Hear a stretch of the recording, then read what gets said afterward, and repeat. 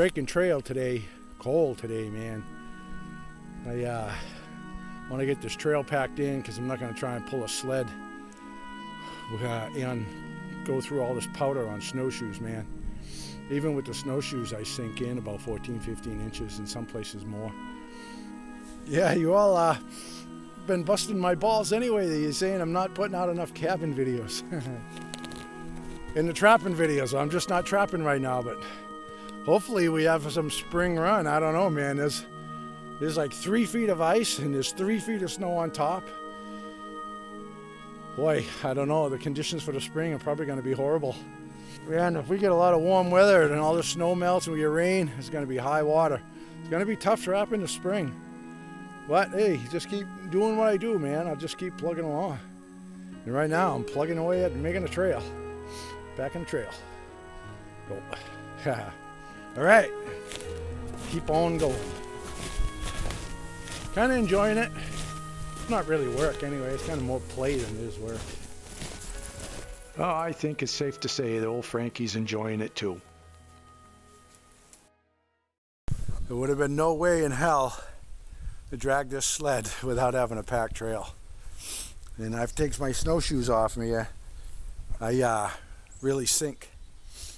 But heading in and spend a day or two, just kind of hang out, maybe do a little filming. I got some of my old journals I want to read, and I'm just going to kick back. But a little bit more of an adventure going in this time. Yeah, it's pretty though, pretty out here.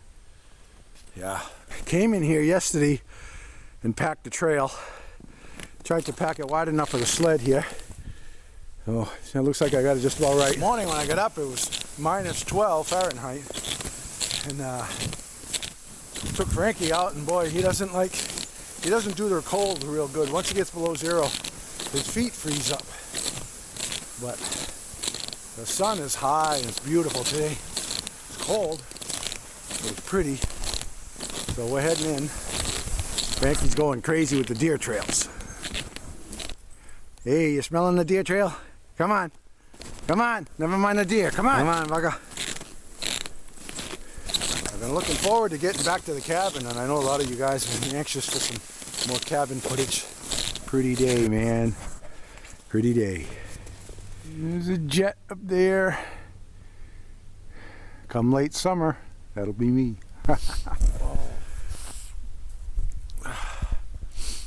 It's just something about the forest in the winter time, man. It's just, I don't know. It's just hard to describe. It's quiet and solitary, and kind of magical in a way. You're walking along and the snow is all like little diamonds. You feel the frost on your cheeks. Silence of the woods. Like I couldn't picture having winter in the city, you know? And all the snow's turning brown and slushy and crappy, and there's people everywhere and sirens. And I don't know how they do it, man. You know, people live there because of their job, and I live out here where I don't need one. Kind of ironic, isn't it?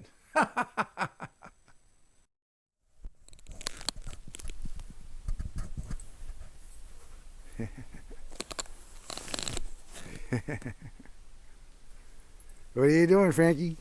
You having fun? Is that border collie fun? Is it? Is there a chickamunk down there? Hey, Franklin. Frankie. Is there a chickamunk in there? Is there a chickamunker in there? What are you doing, bugger? Come on. Get back on the trail now. Come on. Let's go, cabin. Come on, let's go to the cabin. Come on.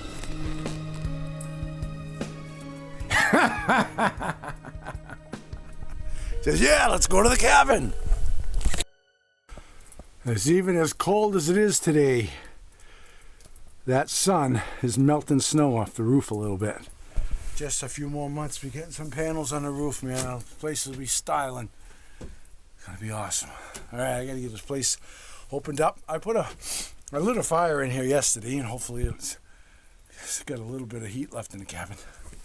He wants to go in and get his toys. Well, after getting the fire going, I figured I'd better get busy and shovel a pathway to the poop shack. There's maybe 16 or 18 inches of snow on top of a frozen crust, and then more snow beneath that. Yeah, I got some snow here, man. Look how much snow is on top of my cement mixer. Well, it's actually pleasant here on the porch.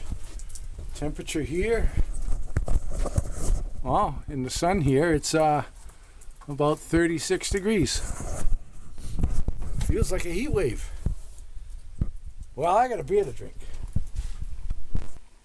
And here's a cold one for William.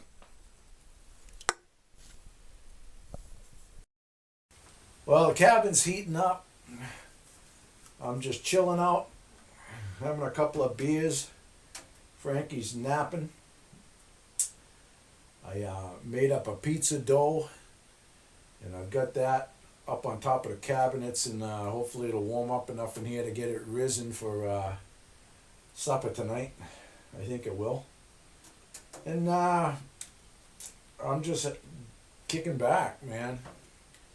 It's just what I like to do here. Certainly not sorry I built this place, man. You know, I grew up in the city, and my dad worked full time. We worked real hard so we could have all the modern day conveniences and all of that. And then as soon as he had any time off, he'd pack up the family and scramble us up to the woods where we had a camp. And the camp had nothing. There was no plumbing, no power, no insulation, no anything. It was really, really rugged. And but we loved it, and the family would harmonize, and we were all getting along, and I was running through the woods with my BB gun and just being free and having a ball and fishing and everything else, and just a good old time. And my parents weren't stressed out, and everything was great. And then come Sunday, we pack up and head back to the city so my dad can go back to work and start it all over again. And I was just a little kid, and I could identify that he would work so hard to have all the stuff that he couldn't wait to escape from, you know? He would work and work and work to afford all the modern conveniences, but the second he had the time off, we'd pack up and run away from it all. And life at home sucked. My parents were always fighting, there was a lot of stress and all of that, but we'd get up to the woods and it would all dissipate. Everybody would harmonize, cook stuff on the fire, go fishing, go swimming, boating, go hunting. It was awesome. And I always asked my dad, I go, Dad, why can't we just live at the camp? I could identify it. I was just a little kid, probably 10 years old. You know, I said, Dad, why can't we just live at the camp? And he always had some bullshit excuse, like, oh, we can't do that. It's not how it's done. His job was in the city and all of that. But if we lived in the woods, he'd have to work a fraction of what he did. You know, when I was a little kid, we were always happy. We spent a lot of time at the lake. I bonded good with my dad. Everything was good. We'd get back to the city and it would go to chaos. So I was determined. I was just a little kid, and I said, man, when I grow up, I'm just going to go and live in the woods. I'm just going to cut to the chase. I'm going to build a cabin. I'm going to live in the woods. I'm going to live just like it is at the camp. That way I don't have to work as much. I don't get to answer to anybody. And by Jesus, that's what I did. That is just exactly what I did. You know, my whole childhood, growing up in a city, and even into my teens, I just never felt like I fit in. A lot of my friends, their parents didn't want them hanging around with me because I was a bad influence, you know. And it's basically just because I had my own ideas, how I wanted to live my life when I grew up. You know, when I was 16, I had heard a poem by Robert Service. And I'm sure anybody who's interested in the outdoors is familiar with it. It's been regurgitated several times by folks with an adventurous spirit. A lot of folks like myself can relate to it, and I felt Because when I heard it, I felt like it was written for me, and I think a lot of folks with the adventurous spirit can relate to that. It's called The Men That Don't Fit In, and part of it goes, there's a race of men that don't fit in, a race that can't stay still. They break the hearts of kith and kin, and they roam the world at will. They range the field, and they rove the flood, and they climb the mountain's crest. Theirs is the curse of the gypsy blood, and they don't know how to rest. If they just went straight, they might go far. They are the strong and brave and true. But they're always tired of the things that are, and they want the strange and new. And that right there summed me up right to a T.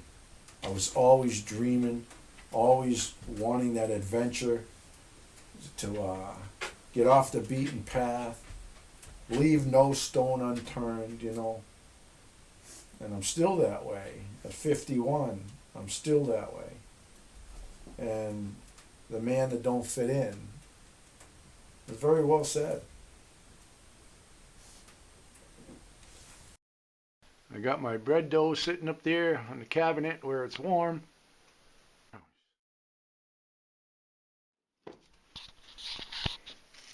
It rose up a bit. All right.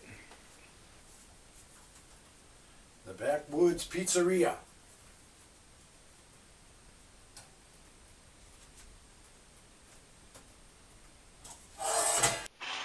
Not a bad crust, if I do say so myself. The bread, the pizza dough took a halfway decent rise to it. And I'll just let that sit for a couple of minutes there and start saucing it up.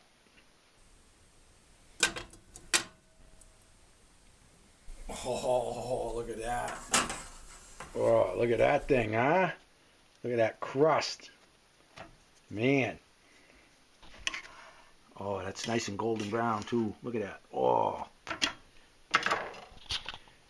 Boy, that's a nice pizza for that little oven. Oh. Pizza. Didn't even stick to the pan, man. This is awesome. Bon appetit, fellas.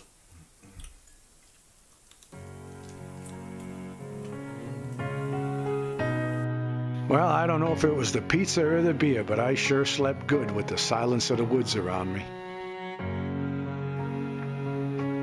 A pretty morning this morning. Little sun up there, a little snow coming down, nice and gentle. Very nice.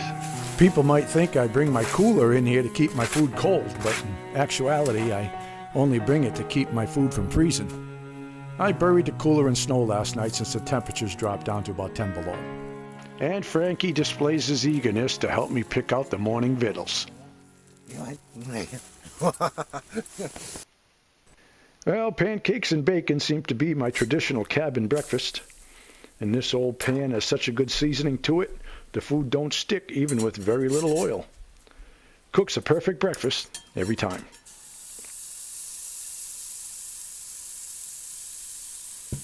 Well, I think that right there looks as good as it tastes.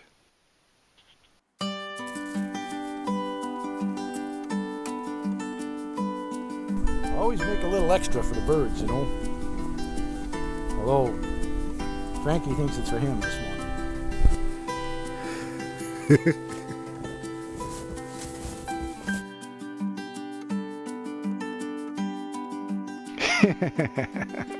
Hey, it's supposed to be for the birds, you bird brain. Says, I like all the snow, I can reach the bird feeder. I don't know what I'm gonna do about you, Frankie YouTube.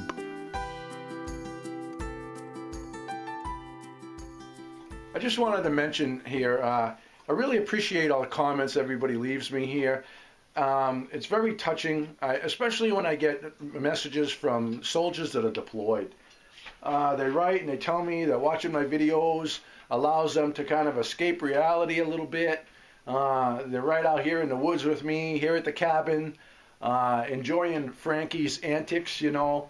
And it's very touching to know that. And when the soldiers write to me like that, it's really, really wonderful. And I really appreciate it. I just want to say thank you, and thank you for your service. And, you know, by all means, be safe out there, you know. And also, just recently I had a member, his wife made some really nice pot holders here for the cabin. Sent them along. It was just a really nice gesture. I really appreciate it. Another member in Florida sent some books for the cabin, and I've been enjoying those. It's really cool that I have a few things like the mug I got from Labrador. So every time I come here, I toast my buddy there in Labrador, have a beer in his name there with the mug he sent. So stuff like that, I really appreciate it. It's very touching. I just want to say thanks to everybody that supports my channel. So with all that said, I just want to say thank you, and I really appreciate the support everyone gives my channel.